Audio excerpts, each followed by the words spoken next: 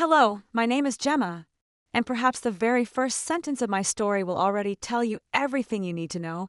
My own sister once looked me in the eye and said, "Maybe dying will finally make you interesting." Those words still tear through my chest even now, echoing in the silent corridors of my memory like broken glass scattered across the floor. I remember the way her voice cracked, not out of sorrow, but out of annoyance, as though my existence itself was an inconvenience.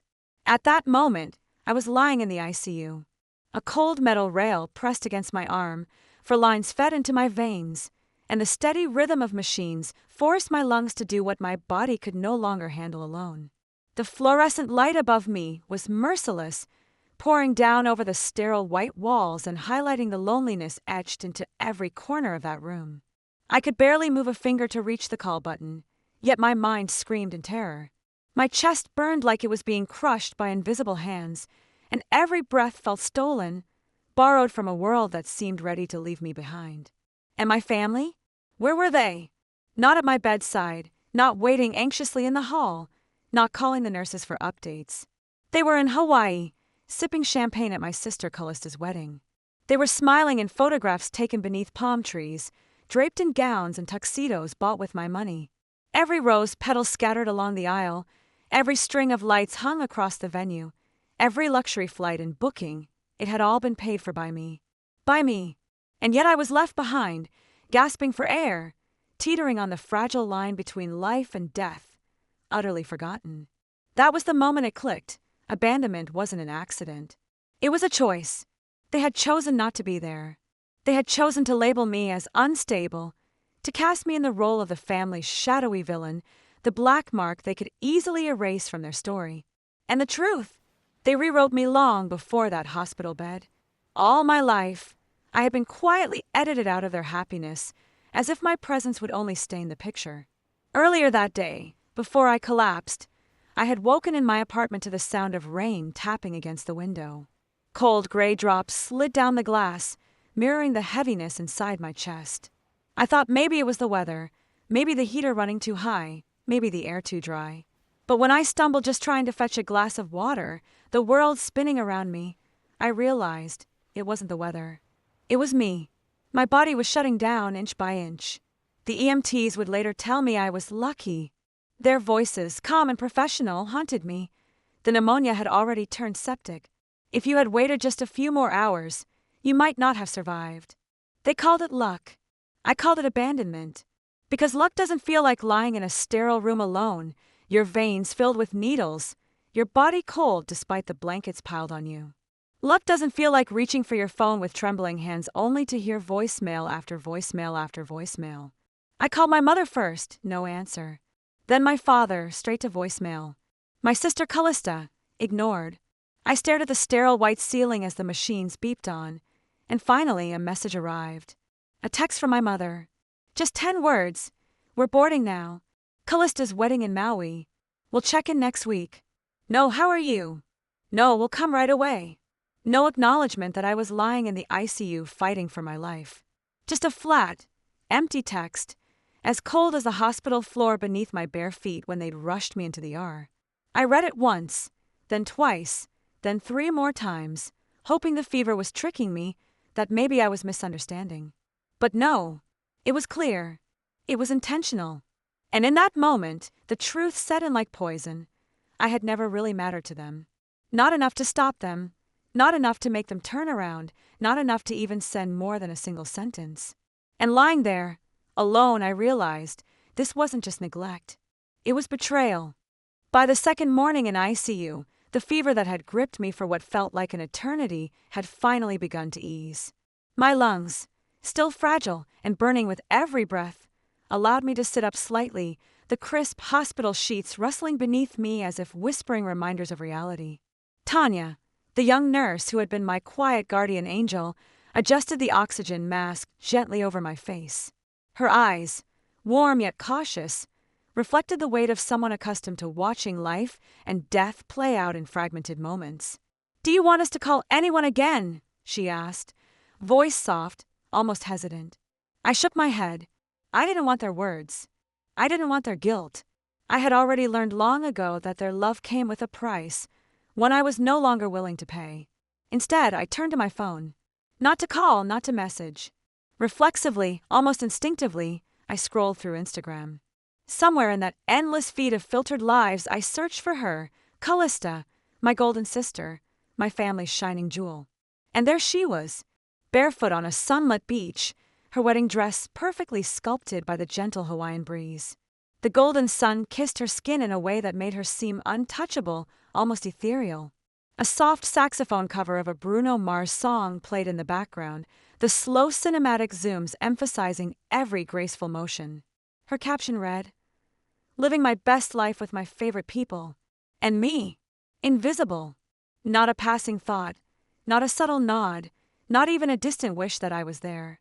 I scrolled further. My father had left a trail of heart emojis in the comments. My mother, of course, had reposted the video to her story, adding a caption that screamed pride. "Our girl shines brighter than ever." And there I sat, hooked to machines that counted every heartbeat, every labored inhale, while my family documented paradise without me. I wasn't jealous. I couldn't have been. This wasn't about dresses or beaches or champagne toasts.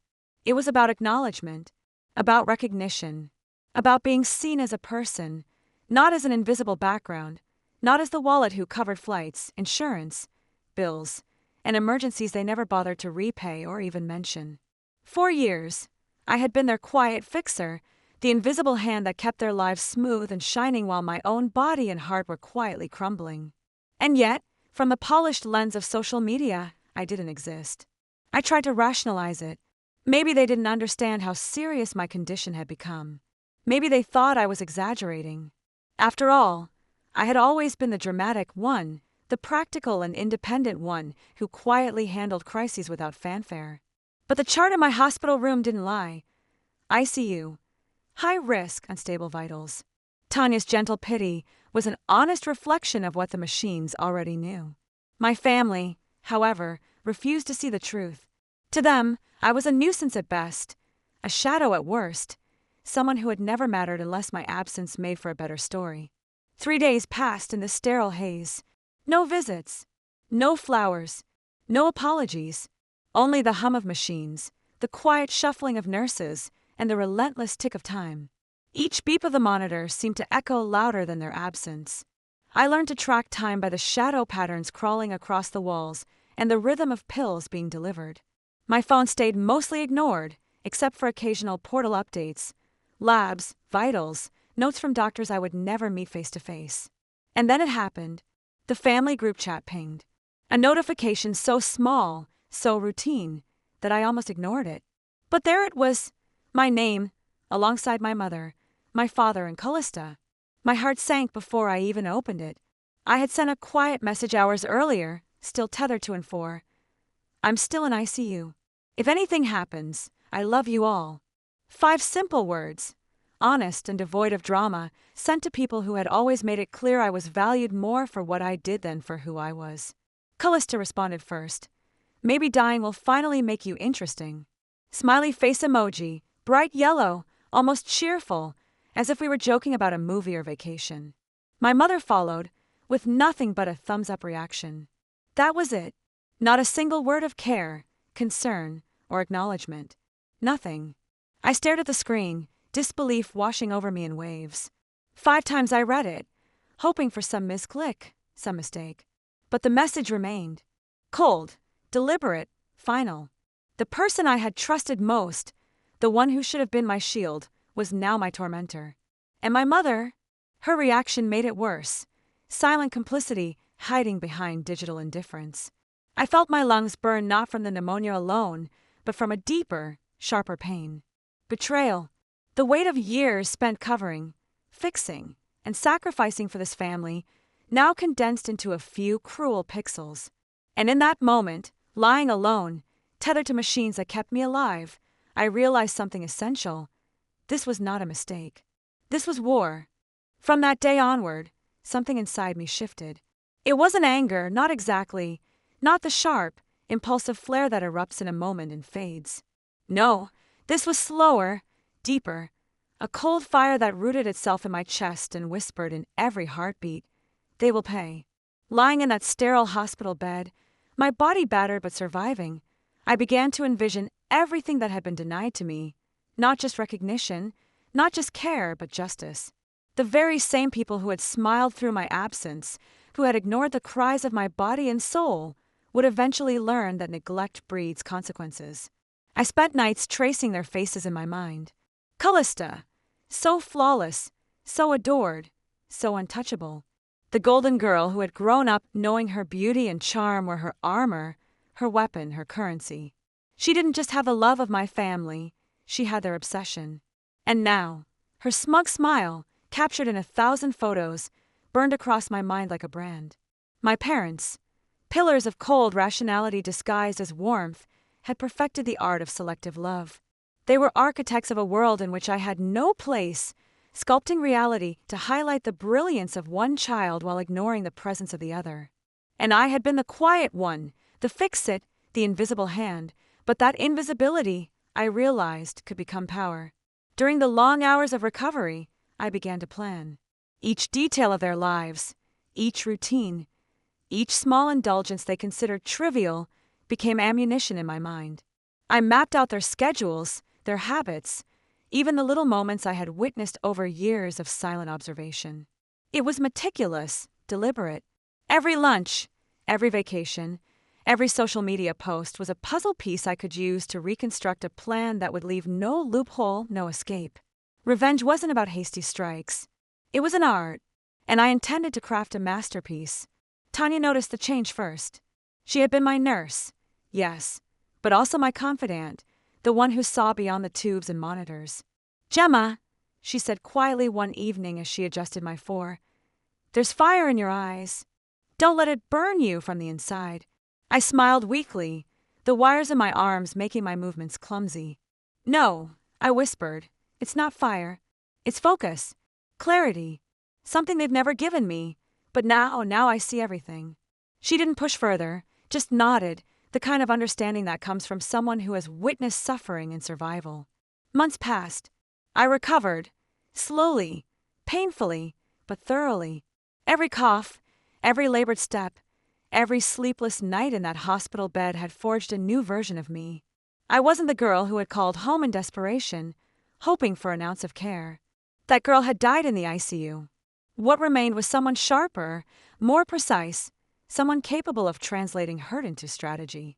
And with every day, the desire for revenge solidified into a structured plan, a lattice of possibilities that I could navigate with perfect control. I began small, testing their boundaries, sending subtle messages, observing reactions. Kalista's arrogance, once impenetrable, showed cracks when confronted with even the smallest hint of uncertainty. My parents, masters of their curated image, flinched at tiny disruptions in their routines. It was intoxicating to see that the very people who had wielded control over me through neglect now trembled at my presence, even before I had fully acted. The realization that my silence had always been my strength, that my absence had been a secret weapon, made the path forward crystal clear. I documented everything. Notes, recordings, observations, all stored safely encrypted. Each slight, each neglect, each smile at my expense was logged meticulously. This was not just revenge. This was accountability on my terms, a narrative rewritten from the margins where I had been forced to live. And yet, as I plotted, as I watched, as I waited, I understood one fundamental truth. The greatest revenge is patience, the kind that festers beneath the surface until it erupts perfectly, untouchable, undeniable. By the time I was released from the hospital, the world outside seemed sharper, more tangible. Every street, every cafe, every stranger passing by became a reminder of survival, resilience, and power reclaimed. I walked with a purpose that no one could interpret, a silent threat in my posture, in the sharp edge of my gaze. I didn't need to announce my intentions. They would see it soon enough. And so, I stepped back into the world not as Gemma the neglected, Gemma the invisible, Gemma the overlooked, but as Gemma the strategist, the storm gathering quietly before the inevitable storm. And in that calm, that quiet, that carefully measured composure, I promised myself one thing. Those who had abandoned me, who had dismissed me, would feel the weight of every second, every omission, every act of neglect. And when that day came, they would finally understand the girl they had left behind. Returning home after weeks in the hospital was surreal. The familiar walls of my childhood house looked different somehow, sharper, colder, like they were watching me and remembering every moment I had been invisible within them. The air smelled faintly of vanilla and dust, the lingering aroma of my mother's obsessive cleaning habits mixed with memories I had long tried to forget. Every step I took across the polished wooden floors echoed louder than I expected, each creak a reminder that I was present, that I had survived, and that I was no longer powerless. Kalista's laughter floated from the living room, bright and careless, and for a moment, a pang of old hurt tightened my chest. But I pushed it down. Pain was useful only as a fuel now. I could feel it burning, refining me, sharpening my thoughts like steel against stone. I walked into the kitchen, where my father sat scrolling endlessly on his phone, oblivious to the world. He looked up briefly, barely hiding the surprise in his eyes. "You're back," he said, voice clipped, almost dismissive. No hugs, no questions about my condition, nothing. Just 3 words that sounded hollow, as if rehearsed for appearances. I nodded, offering the smallest of smiles, one that didn't reach my eyes. I didn't need his validation. Not anymore. Kalista, still radiant, paused mid-laugh, her eyes flicking toward me. I could see the flicker of recognition, the moment she realized the girl she had ignored for so long had returned, alive and whole, carrying a storm inside her that she had no idea how to face. That night, I retreated to my room, shutting the door behind me, letting the silence embrace me like an old friend. I pulled out the notebook I had started in the hospital, flipping through pages filled with observations, strategies, and plans. I read each line carefully, reliving every slight, every betrayal, every moment that had fueled this hunger for revenge. It wasn't just anger I was feeling anymore, it was clarity. Every detail mattered. Every emotion, every interaction, every smile and frown I had ever endured became a piece of the puzzle I was determined to solve. The notebook wasn't just paper. It was my weapon, my manifesto, my roadmap to justice. Sleep came reluctantly, haunted by memories of my father's indifference, my mother's cold practicality, and Kalista's careless brilliance. Dreams twisted into schemes, shadowy versions of family gatherings where I was finally seen, finally acknowledged, finally in control. I would wake with a start, heart racing, a plan forming before my conscious mind even caught up. By morning, I had mapped out the first phase. Subtlety would be my ally. No dramatic confrontations, no impulsive acts. Every move would be precise, every word calculated. Revenge was not about chaos, it was about perfection. Over the next few weeks, I observed their routines with a new intensity. Every detail, previously ignored, now mattered. Kalista's schedule was meticulous. Morning yoga at 6, brunch at the cafe by the corner at 9, volunteer work in the afternoons. My parents' habits were equally predictable. Father liked his newspaper by the balcony, morning coffee precisely at 7:15, and a brief call to his secretary every day. Mother's obsession with perfection manifested in her endless cleaning rituals, every corner inspected with scrutiny, every dish polished until it gleamed. These patterns, mundane to them, became crucial data points for me. Each step, each habit, each predictable behavior was a thread I could pull, a domino waiting to fall under the weight of calculated pressure. I also strengthened my network. Friends, colleagues, even casual acquaintances became pieces in my larger scheme.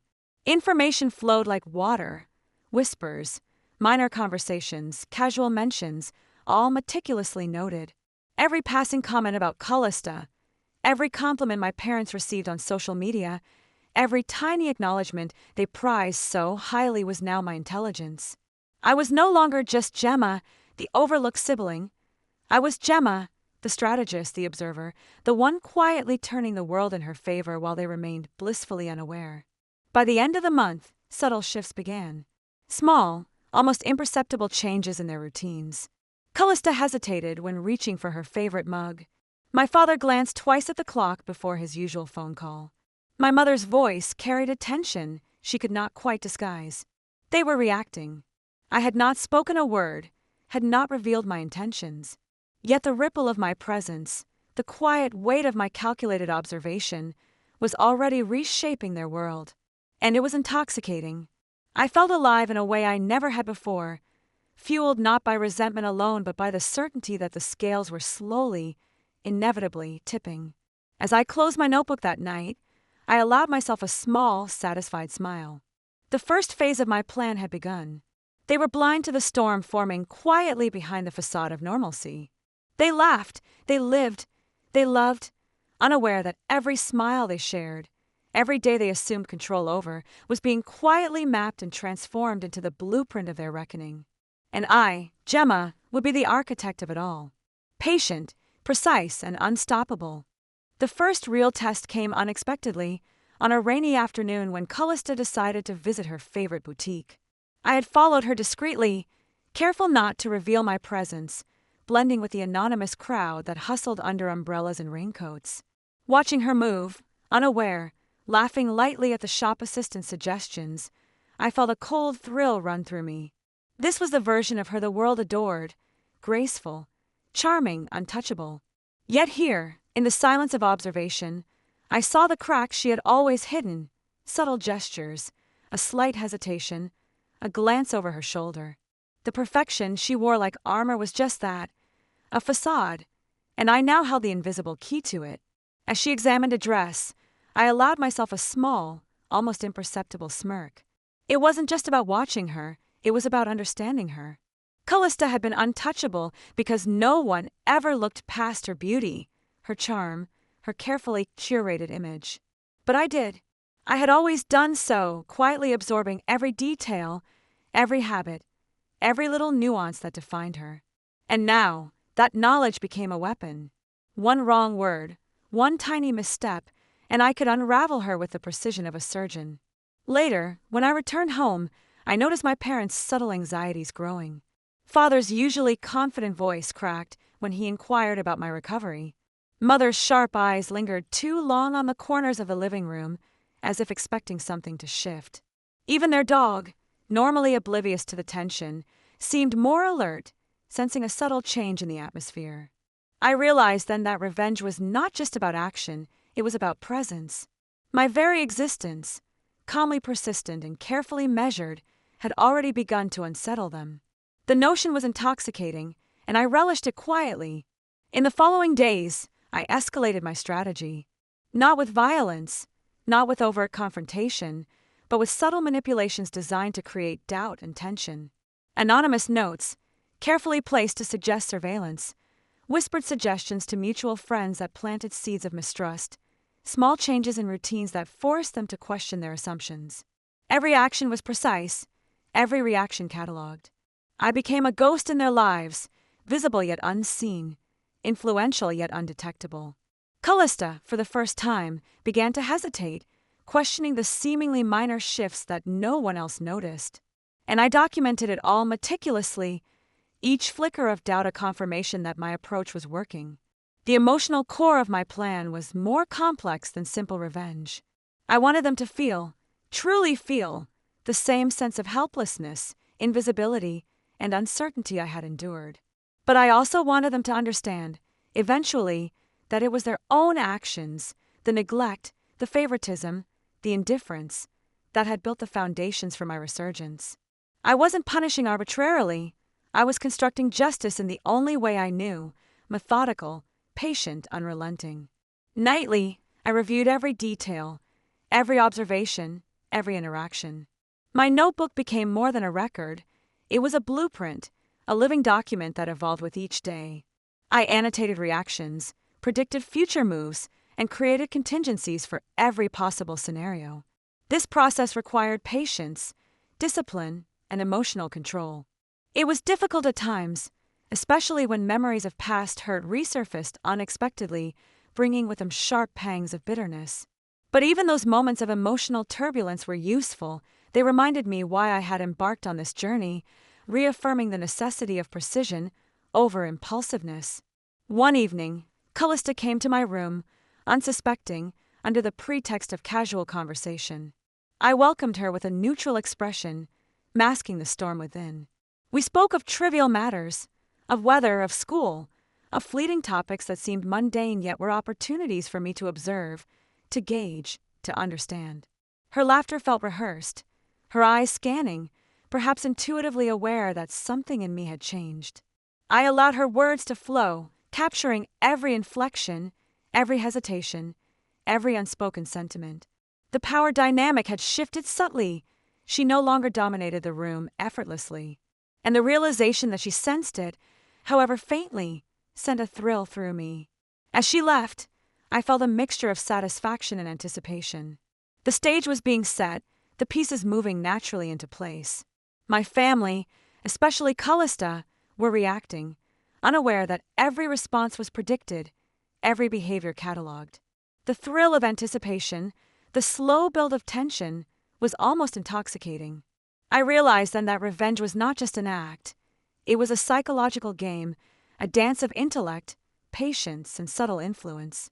And I was finally mastering it, step by calculated step. The weeks that followed were a study in patience and observation. Every morning, I awoke before the sun, the quiet house still steeped in darkness, and meticulously reviewed the previous day's interactions. Each moment, no matter how insignificant it seemed to them, was a thread I could pull to unravel the intricate tapestry of their complacency.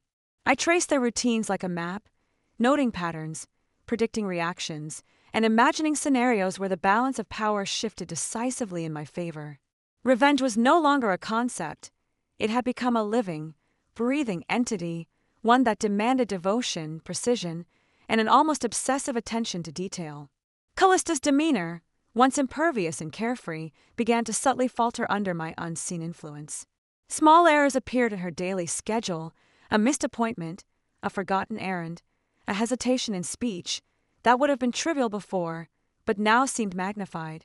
I watched these changes, documenting every nuance, every flicker of doubt in her eyes. It was fascinating to see the transformation, how the carefully constructed image she had curated for years could be so delicately, almost imperceptibly, dismantled by awareness, observation, and strategic intervention. I felt a thrill that mingled excitement with satisfaction, knowing that I was silently reclaiming control over the narrative of my life. My parents were not immune to the shifts either. My father's usual confidence became tinged with doubt, a hesitancy creeping into decisions he had once made without question. My mother's critical gaze softened at times, replaced with fleeting moments of uncertainty, as if she subconsciously sensed a disruption in the household equilibrium. Every reaction, every subtle change, was a validation of my strategy. The realization that my presence alone could reshape their behavior was intoxicating. I felt a surge of empowerment, a quiet, simmering triumph that was mine alone. The emotional weight of these days was profound. Alone in my room, late at night, I allowed myself to reflect on the journey that had brought me here. The pain, neglect, and invisibility I had endured were now the foundation of my strength. I could recall the sharp sting of being overlooked at every family gathering, the bitter taste of favoritism, the silent suffocation of unacknowledged achievements. These memories, once sources of despair, had become fuel for a meticulously calculated plan. My grief had been transformed into resolve, my hurt into strategy, and my invisibility into an unseen power that was quietly asserting itself.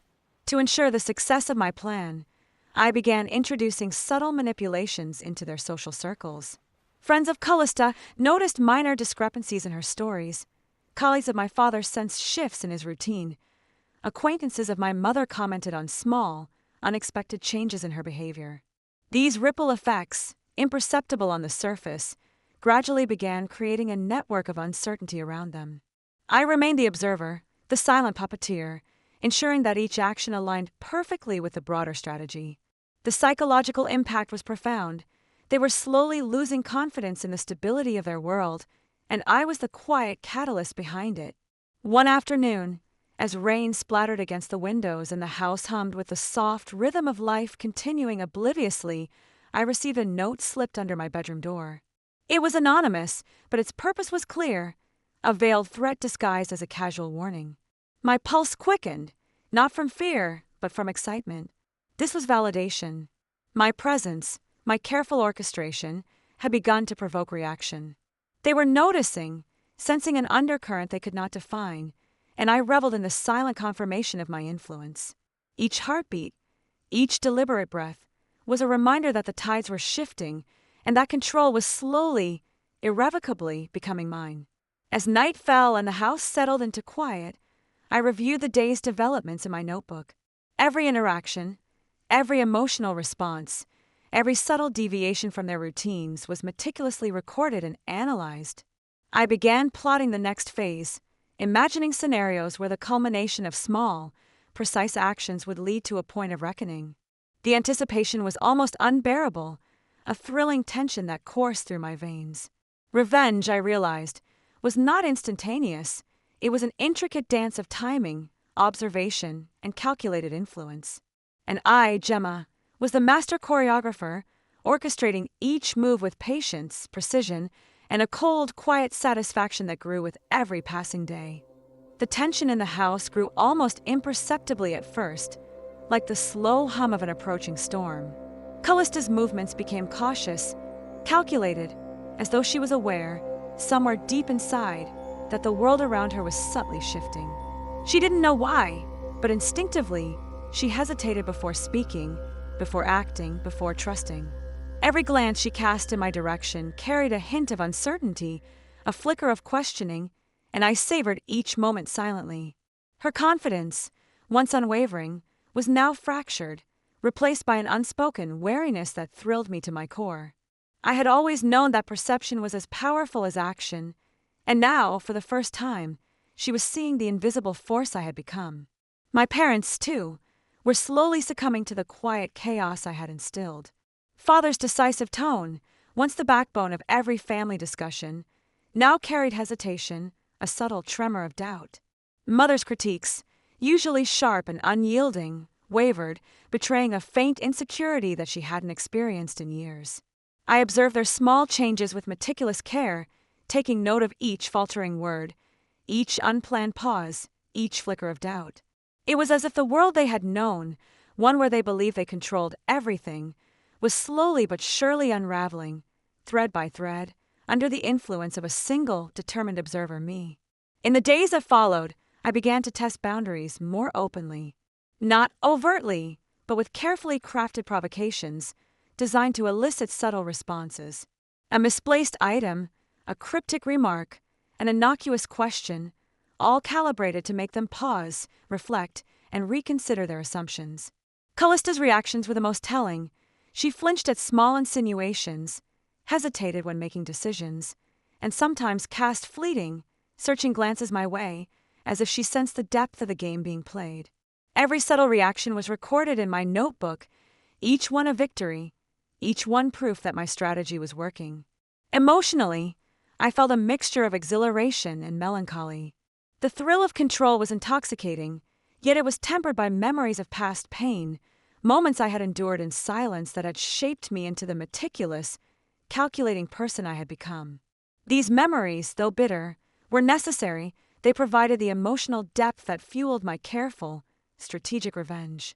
Each recollection of being overlooked, of being underestimated, of being dismissed, was transformed into energy, channeled into my observations, into my planning, into the precise manipulation of the fragile psychological equilibrium around me.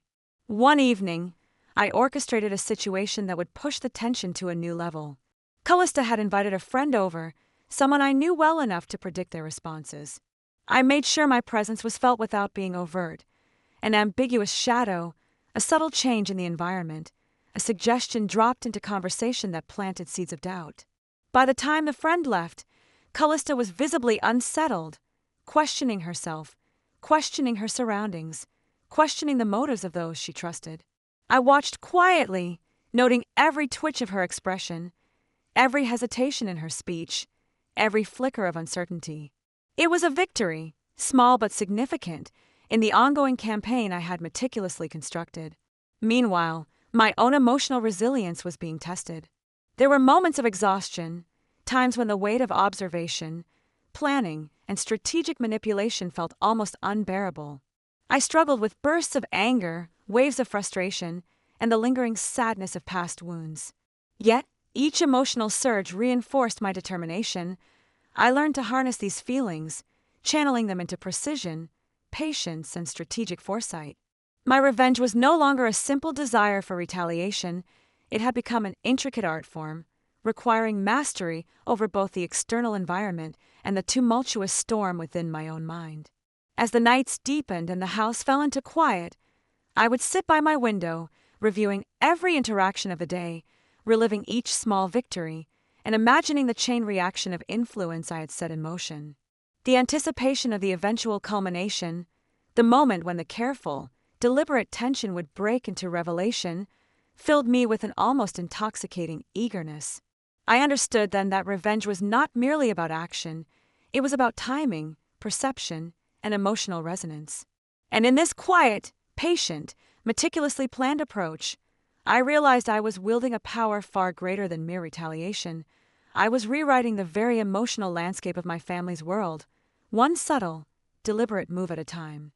The subtle tremors I had introduced into the household now began to ripple outward in ways I had meticulously anticipated. Kalista's once effortless authority within her social circle was waning. Friends who had always followed her lead now hesitated, questioned, and sometimes even disagreed. I had orchestrated casual remarks, strategic pauses, and the occasional misstep that would seem innocent to anyone else but were, in reality, carefully calculated disruptions. Each minor shift in perception, each fleeting glance of uncertainty from Kalista, felt like a silent acknowledgement of my growing influence, an invisible hand guiding the subtle disintegration of the world she believed she controlled. Vera, too, was not immune. Though she had always been quieter, more reserved, the changes in the household dynamics forced her to navigate a minefield of uncertainty. I observed her carefully, noting every hesitation, every tiny ripple of anxiety that crossed her usually composed face. Even she, with her calm demeanor, began to react to the unspoken tension I had cultivated. The family, a unit that once appeared unshakable, was beginning to fracture under the weight of carefully orchestrated psychological pressure. I watched silently, analyzing, recording, and adjusting my strategy. Every nuanced reaction became a data point, a building block for the eventual crescendo of my revenge. Emotionally, the process was exhausting, yet profoundly satisfying. There were moments late at night when the weight of observation pressed heavily on my mind, and yet, as I reflected, I understood that the exhaustion was part of the transformation. Each detail recorded, each subtle shift observed, contributed to a larger mosaic of control, influence, and inevitability. My emotional depth, once a source of vulnerability, had become a strategic advantage. I harnessed sadness, anger, and suppressed resentment as fuel, directing them with precision to mold the perceptions, behaviors, and decisions of those around me. One particularly rainy afternoon, I orchestrated a confrontation that, on the surface, appeared coincidental but was, in truth, meticulously designed. Kalista had an unexpected visit from an old friend, someone with knowledge of her previous indiscretions.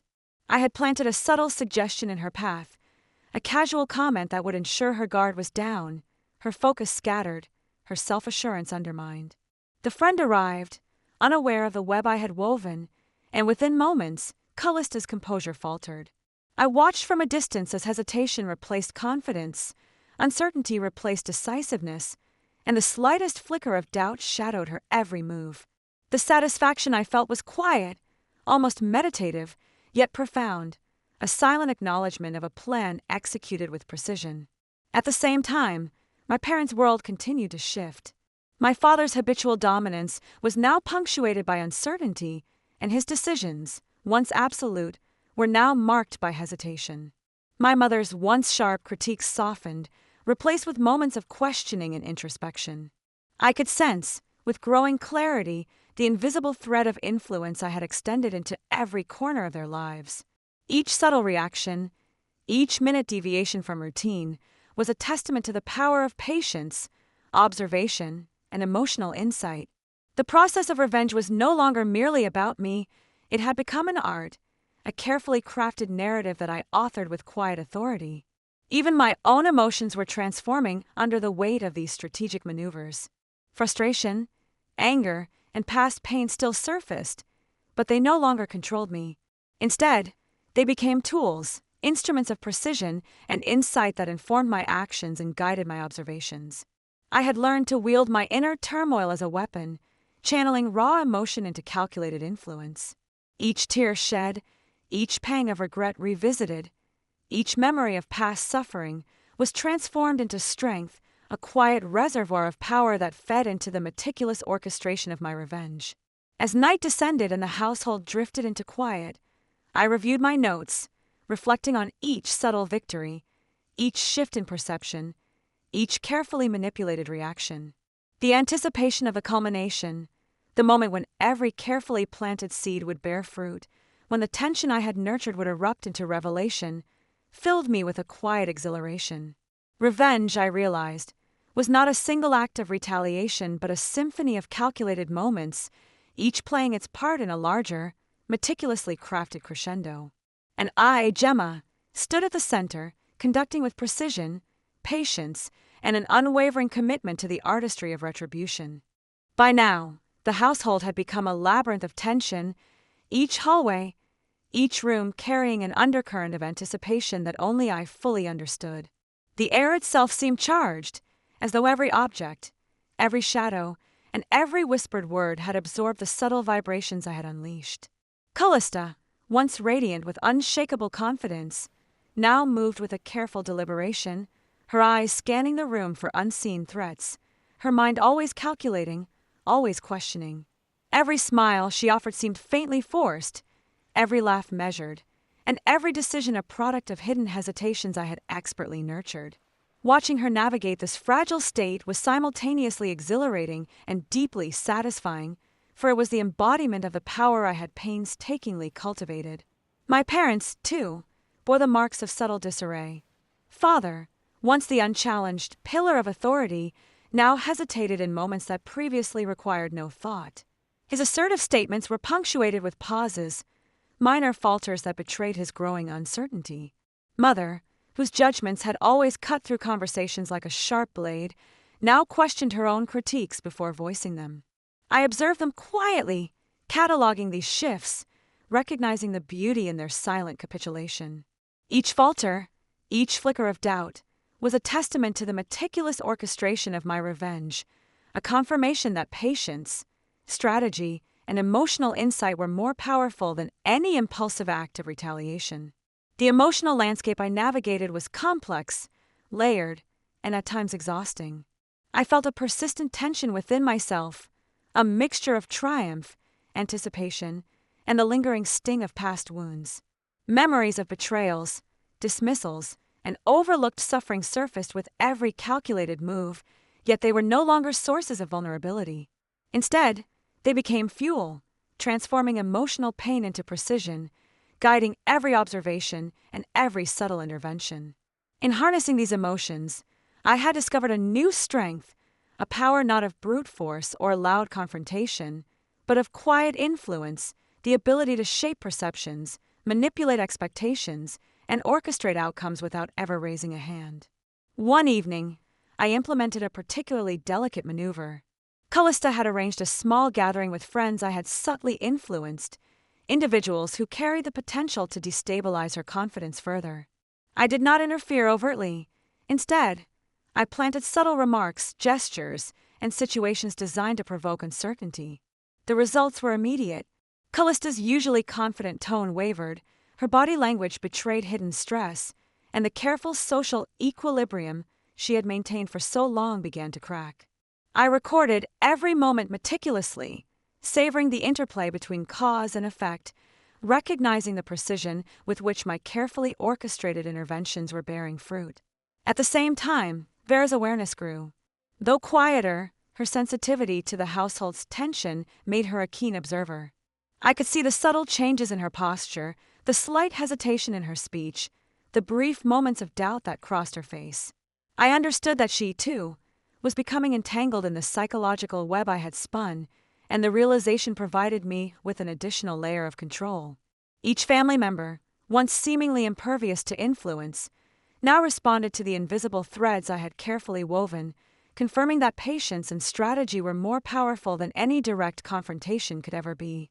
Emotionally, the process demanded resilience. The weight of constant observation, the effort to suppress immediate reactions, and the discipline required to maintain precise control over each interaction tested the limits of my patience. Yet, these challenges strengthened me, honing my ability to act decisively when the culmination of my plan finally approached. Every emotional surge, whether frustration, anticipation, or subtle satisfaction, became a tool, a source of insight that informed the next calculated move in the ongoing orchestration of my revenge. As night deepened, I reflected on the intricate network of influence I had constructed. The anticipation of the eventual revelation, the moment when each carefully laid psychological trigger would culminate in undeniable impact, was both thrilling and daunting. Revenge, I realized more fully with each passing day, was not merely about retribution. It was about mastery over perception, the delicate shaping of emotion, and the precise timing of revelation. In this silent symphony of calculated tension, I, Gemma, remained the conductor, orchestrating a crescendo of consequences that would leave no doubt of the depth, intelligence, and emotional intensity of my carefully executed plan. The night had grown, heavy with anticipation, each creak of the floorboards and distant murmur of the household echoing the tension I had meticulously cultivated. Kalista's composure, always her greatest weapon, was now a fragile mask, barely concealing the uncertainty I had so carefully nurtured. Every glance she cast, every word she uttered, was laden with the subtle hesitation that only I could perceive. It was in these minute details, the tightening of her jaw, the slight flutter of her eyes, the way her hands unconsciously adjusted objects on a table, that my revenge manifested, quietly, invisibly, yet undeniably. Each tiny fracture in her confidence was a note in the symphony of calculated chaos I had composed. My parents, too, were enmeshed in the intricate web of influence I had spun. Father's usual decisiveness was punctuated by careful pauses and fleeting doubts. Mother, whose sharp eye had once detected any misstep without effort, now second-guessed herself, caught between instinct and the subtle pressures I had woven into daily life. I observed these changes with a profound sense of satisfaction, recognizing the delicate balance of power that had shifted imperceptibly under my influence. Revenge, I realized, was not about dramatic gestures, but about the subtle, persistent shaping of reality until every perception aligned with the outcome I had envisioned. Vera's awareness of the tension around her grew sharper by the day. Though she did not always voice her thoughts, her behavior subtly adjusted to the invisible currents of control I had introduced. Every step she took, every interaction with her family, reflected the delicate influence I had exerted without overt confrontation. Watching her navigate this landscape was an exercise in patience, observation, and emotional insight. I noted each hesitation, each flicker of doubt, understanding that these subtle reactions were as critical to my ultimate plan as any major confrontation could ever be. The emotional intensity of this period was unlike anything I had previously experienced. Each night, as I reviewed the events of the day, I felt a complex blend of triumph, anticipation, and the lingering sting of past injustices. Memories of previous betrayals, long suppressed, surfaced with clarity, fueling my determination and sharpening my focus. I had transformed these emotions from sources of pain into instruments of precision, using them to guide my actions, predict reactions, and orchestrate outcomes with a level of control that felt almost artistic in its execution. One pivotal evening, I decided to introduce a subtle, strategic miscommunication, an action that appeared accidental to anyone observing from the outside but was, in fact, a carefully calibrated move designed to exacerbate existing tensions. Kalista, unaware of the deliberate nature of the event, reacted with visible uncertainty, her usually unshakable demeanor faltering. I observed from a discreet distance, noting each micro-expression, each change in posture, each hesitation in speech. The satisfaction I felt was quiet, almost meditative, yet it resonated with a profound sense of accomplishment, the confirmation that patience, observation, and strategic manipulation were powerful tools of influence. The household, now a delicate ecosystem of tension and uncertainty, reflected the subtle mastery I had achieved. Each family member, once confident and assured in their routines and interactions, now responded in predictable, manageable ways to the emotional and psychological environment I had engineered. This was revenge not as a singular act of vengeance, but as a sustained, carefully orchestrated evolution of perception, behavior, and expectation. Every small shift, every fleeting moment of doubt, was a triumph, a testament to the power of deliberate, patient strategy. Emotionally, I was transformed. Where once I might have been consumed by anger or frustration, I now harnessed these feelings, directing them with precision to guide each action, each observation, each intervention. Every memory, every pang of past pain, every quiet moment of resentment became a tool, an instrument of influence that enabled me to shape the world around me with subtlety, skill, and emotional intelligence. I had learned that revenge was most effective not when loud or impulsive, but when it was a quiet, relentless force, shaping perceptions and guiding outcomes with invisible hands. As the night deepened and the household settled into tentative quiet, I reflected on the intricate tapestry I had woven. Each thread, each subtle interaction, each carefully placed seed of doubt contributed to a crescendo of consequences that would soon reach full clarity. Revenge, I realized fully in these moments, was an art form, an orchestration of emotional currents, perception, and timing. And at the center of this intricate symphony, I, Gemma, stood as both composer and conductor, guiding each note, each pause, and each crescendo toward the ultimate, inevitable revelation. The days that followed unfolded like a meticulously written script, each scene carefully orchestrated, each interaction precisely calibrated. Kalista's confidence continued to erode, almost imperceptibly to anyone but me, and yet the effects were profound. I watched her navigate each situation with an increasing sense of hesitation, her decisions tinged with uncertainty, her smiles carrying a subtle weight of self-doubt. It was as if the very air she breathed had shifted under the influence of the invisible currents I had set in motion, each breath a testament to the psychological landscape I had crafted. Every glance, every whispered conversation, every interaction carried layers of implication I alone fully understood, and in that understanding lay a deep, quiet satisfaction. My parents, too, moved through their days with a growing sense of caution. Father, whose authority had always been unquestioned, now measured every word, every gesture, aware, though perhaps not fully conscious, of the subtle forces reshaping the dynamics of our household. Mother, sharp and discerning as she had always been, occasionally hesitated, her critiques tempered by an instinctual uncertainty I had cultivated through countless small interventions. I observed them silently, my awareness of their shifts deepening my sense of control and reinforcing the meticulous patience that had defined my approach to this intricate, emotional game of revenge. Vera, though quieter, remained a keen observer, absorbing the subtle tensions that rippled through the household. I could see it in the way her eyes lingered, in the micro-expressions that crossed her face, in the slight adjustments she made in response to the shifting emotional climate. Her sensitivity added another layer of depth to my orchestration, allowing me to anticipate reactions, shape interactions, and refine the delicate balance of tension that now defined our home. Watching her process, interpret, and react to these subtleties was a study in emotional intelligence, a reflection of the complexity of the environment I had constructed. Emotionally, the experience continued to challenge and strengthen me. Each day brought new observations, new subtle victories, and new opportunities to refine my strategy. Memories of past betrayals surfaced with clarity, fueling both determination and focus. I had transformed the pain of those memories into a tool of precision, channeling emotional intensity into strategic action.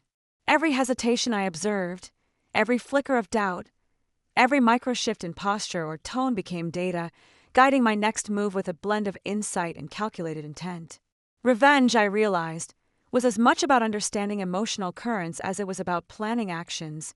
It required patience, observation, and the ability to harness one's own emotions with clarity and discipline. One evening, I executed a carefully designed confrontation, not an overt clash, but a subtle challenge designed to test and expose Kalista's waning confidence. The exchange was brief, almost casual on the surface, yet every nuance, the choice of words, the timing of pauses, the subtext of tone was deliberate. Kalista's response, measured but trembling beneath the surface, confirmed the effectiveness of my long-term strategy. I noted the smallest details, The flicker of hesitation in her eyes, the imperceptible shift of her weight, the momentary uncertainty in her tone. These observations were not mere curiosities. They were the markers of a meticulously achieved psychological transformation, the proof that my influence was precise, pervasive, and undeniable. The household had become a living tableau of tension, anticipation, and subtle manipulation. Each person, once autonomous in their confidence, now moved through their routines with caution, awareness, and a sense of constraint I had engineered with deliberate patience. I recognized the artistry in this orchestration, the interplay of perception, emotion, and subtle influence, each element carefully placed to produce the desired outcome. Revenge in this form was not loud or violent. It was a quiet, relentless shaping of reality, a mastery of the unseen forces that govern human behavior, a dance of psychological precision that left its mark without ever needing to raise a hand. By the end of the evening, as the household settled into the tentative quiet that had become our new norm, I reflected on the intricate network of influence I had woven. Every subtle shift, every calculated hesitation, every carefully placed observation was a thread in a larger tapestry, a map of power, emotion, and control. Revenge, I understood more fully with each passing day, was about mastering the unseen, orchestrating outcomes with patience, insight, and unwavering focus. And at the heart of this orchestration, I, Gemma, remained the silent conductor, guiding every note, every pause, every nuance toward the inevitable culmination of my meticulously planned, emotionally charged strategy. As the first light of dawn broke through the windows, painting the room in soft, pale gold, I stood silently, absorbing the culmination of years of planning, observation, and relentless patience. The tension that had gripped our household, the subtle webs of doubt and hesitation I had spun so meticulously, had now reached a point of undeniable clarity. Kalista, Vera, and even my parents moved through the morning with a new rhythm, a rhythm I had orchestrated with quiet precision. The power of my revenge was no longer a theoretical construct. It was tangible, visible in the minute, deliberate shifts in posture, tone, and expression that revealed the psychological impact of my long, patient work. Every glance, every measured word, every pause was a testament to the invisible influence I had exerted over them, shaping perceptions, guiding emotions, and controlling outcomes with an artistry that could only be achieved through unwavering focus and patience. Kalista entered the room, her usual poise now tempered by a faint tremor of uncertainty, a subtle acknowledgement of the power I had cultivated. Each step she took, though outwardly confident, carried an undercurrent of hesitation, a quiet testament to the shifting balance of influence. I observed her with a careful, almost reverent attention, noting the slight faltering in her gaze, the nuanced tightening of her shoulders, the measured cadence of her voice. These were the tangible markers of success, evidence that the psychological architecture I had carefully constructed was fully operational. Revenge, I understood, was most potent when executed with patience, insight, and a deep understanding of human behavior, when it manifested in subtle, almost invisible, shifts that reshaped the very fabric of daily life. Vera, too, reflected the effects of my orchestration. Her eyes lingered with cautious awareness, her movements measured, and her responses imbued with a sensitivity to the subtle currents of emotion I had fostered. Observing her, I felt a profound satisfaction, knowing that the web of influence I had carefully spun touched every corner of our lives, shaping interactions and guiding perceptions in ways that were almost imperceptible yet undeniably powerful. Each micro-expression, each hesitation, each carefully calculated pause was a note in the symphony of calculated emotion I had composed, a melody that resonated throughout the household and affirmed the deliberate, patient precision of my work. Even my parents, long pillars of stability and authority, navigated this new landscape with an unspoken awareness of the subtle forces at play. Father's decisiveness, once unwavering, now carried a quiet reflection, a consideration of unseen variables shaped by the intricate web I had designed. Mother's keen observation, always sharp, now incorporated a trace of hesitation, an acknowledgement of the invisible currents influencing daily decisions and interactions. Witnessing these transformations, I felt a profound sense of accomplishment, not in dominance alone, but in the realization that emotional intelligence, patience, and strategic insight could craft outcomes far more powerful than any overt confrontation ever could.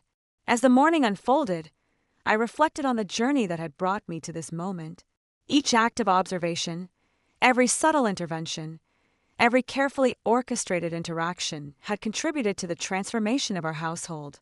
The years of accumulated pain, the memories of past betrayals, the emotional turbulence I had endured, all had been harnessed, refined, and redirected into a force of precise influence. Revenge, I now understood fully, was not about impulsive action or fleeting satisfaction. It was about the careful, patient construction of emotional landscapes, the orchestration of subtle shifts, and the mastery of perception, timing, and human behavior. The culmination of my work was visible in every gesture, every glance, and every carefully modulated tone. The atmosphere was charged with the quiet intensity of achieved intent, a delicate balance of tension, anticipation, and emotional resonance that testified to the meticulous care with which I had pursued my objective. It was a triumph not marked by noise or chaos, but by the profound, almost imperceptible, transformation of perception and emotion. I stood at the center of this transformation, both participant and observer, orchestrating the final notes of a symphony that had been years in the making. In that moment, I understood the true power of patience, insight, and emotional intelligence. I had transformed pain into precision, memories into strategy, and emotion into influence. Kalista, Vera, and even my parents now moved within a landscape I had shaped entirely, their actions, reactions, and perceptions aligned with the intricate architecture of my design. Revenge, I realized, was most potent when invisible yet undeniable, subtle yet absolute, a force that could shape reality without ever raising a hand, a quiet but unstoppable momentum that left its mark not in destruction but in transformation. And as the morning sun rose higher, casting long shadows and bathing the room in its gentle light, I, Gemma, stood at the heart of this orchestrated world, both victor and architect, witness and conductor. Every emotion I had harnessed, every moment I had observed, every subtle intervention I had executed had culminated in this precise, quiet triumph. The revenge I had pursued so diligently, so patiently, so strategically, was now complete, not as a single dramatic act, but as an enduring, invisible influence that reshaped hearts, minds, and perceptions. And in that quiet, commanding clarity, I knew that the power I had cultivated, the mastery of emotion and strategy, would resonate long after the echoes of this morning faded, a testament to the art, patience, and precision of revenge.